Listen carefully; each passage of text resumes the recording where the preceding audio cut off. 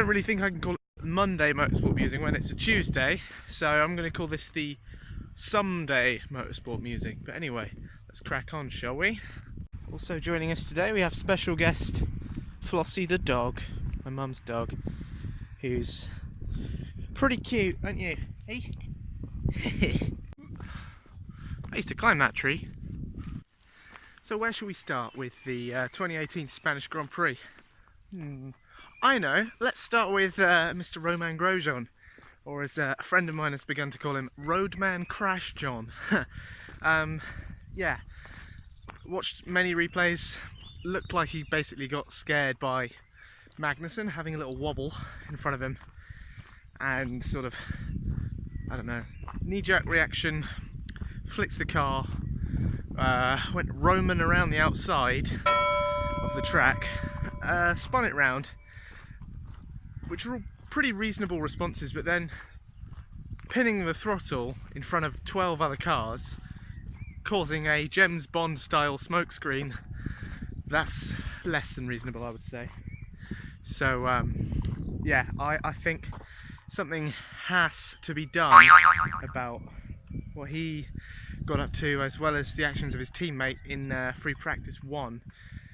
Decided for some reason to defend the inside line of a corner during free practice, which I don't think I've ever seen before. So really disappointing for Gasly and Hulkenberg, quite literally Hulk smash. All three of them out on the spot. From there the race did obviously simmer down quite a lot. Bitterly disappointing for Kimi as well, obviously. Mechanical failure. Not going to throw conspiracy theories out there, but he does seem to bear the brunt of the bad luck for the prancing horse, so fingers crossed he doesn't have to take too many new components, because he seems to be on some really good pace this year, the old Iceman. The fire still burns, and very much enjoy seeing him on the front row and possibly the top step of the podium later this year, but remains to be seen whether that can happen. Lewis Hamilton, if there was any shadow of a doubt, is well and truly back after sort of not really featuring in the last few races. Won the race in Baku, but never really looked like doing so up until the point where Bottas's ting went scrap. So great to see Hamilton in scintillating form, really. First time since, when was the last time he had this sort of form?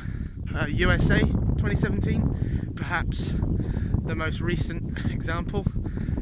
Also good to see Max Verstappen at his max potential podium for the first time since winning the race in Mexico in 2017, getting away with some what could have been much more front wing damage. Lost his end plate, tagging the back of Lance, who was going for a stroll when the VSC restarted. Didn't seem to react quite as quick as old Maxi, or young Maxi, when the VSC came in. VSC boards disappeared, light went green, Max was straight on it, Stroll well and truly living up to his name. Driver of the day went to Lewis Hamilton after his exceptional form. For me, it was Charles Leclerc again. Dragging the Sauber, which is sort of nip and tuck with the Williams for, I don't know, bottom of the barrel. It seems to be coming good though, after a multitude of points in Baku and some in Bahrain for old Marcus Ericsson as well. Yeah, Sauber is looking like they're going to get through this storm that they've been through in the last few years. So it's really good news. Everyone needs teams like Sauber. It's needed teams like Jordan and Minardi in the past, and they really embody the spirit of racing, I feel. Just people that love motorsport, want to go and do it regardless of whether they can really afford to. So and Charles Leclerc having a race-long scrap with Fernando Alonso, it's just stuff of legend, and it springs to mind Fernando Alonso himself going toe-to-toe with was it Fisichella in the Benetton in 2001 when he was in the Minardi. Just great stuff. Underpowered future champion fights an experienced hand at the Spanish Grand Prix. Love it. Did you know that in the first 4 races Fernando Alonso made up 23 places relative to his grid slot. 5 in Oz, 6 in the next 3 races. In Spain, managed to make up precisely 0 places, despite McLaren's new weird Pingu style nose, for lack of a better word, and or engineering understanding. We are once again coming up on the place I get told to go the most often, the sea, which you can just see in that little gap there. Instead of getting into the sea, I'm going to be getting into where was Daniel Ricciardo and his demon overtaking in Barcelona. Yeah, it was more of a Daniel Ricciardo don't than a Daniel Ricciardo do. That doesn't work, does it? Didn't really see any of them during the race. Sorry, I just got taken off course by a little dog. I don't have a clue where Ricciardo was during the race, but he wasn't, much like Alonso, wasn't quite at his best, which I'm going to attribute to the circuit more than anything. Maybe that's being a little generous to both drivers. I've accidentally beached it. Yeah, I must be Lance Stroll as well, who I think found himself in the gravel in every session during the weekend's race. None of those gravel traps quite as picturesque as this. I used to live here, now I live in London, which is nowhere near as nice. So, next up, off to Monaco. You may have heard of that place. It's an up-and-coming race venue. I think they're going to do some great things in the future. Yeah, form but could be turned on its head once again. You know, history would dictate that Red Bull will be very strong there. Could see Ricciardo take another pole position, something he's only ever done once, would you believe it or not, which was in Monaco in 2016.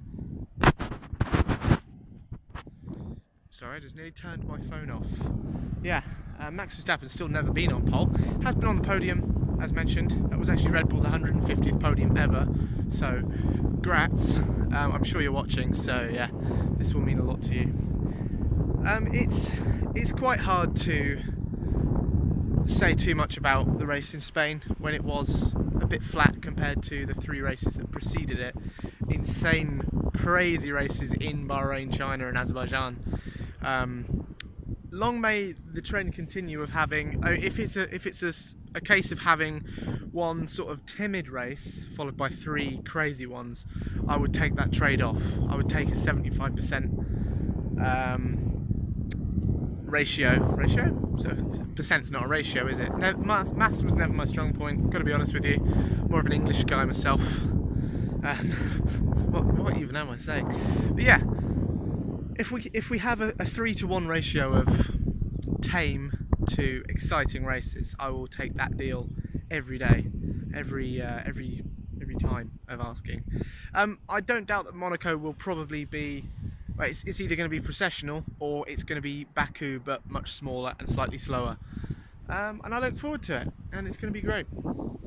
I will endeavour to do this for Monaco for the fan, wherever you are, fan. Thank you for watching. I hope you've enjoyed this Monday Motorsport Musing Country File edition.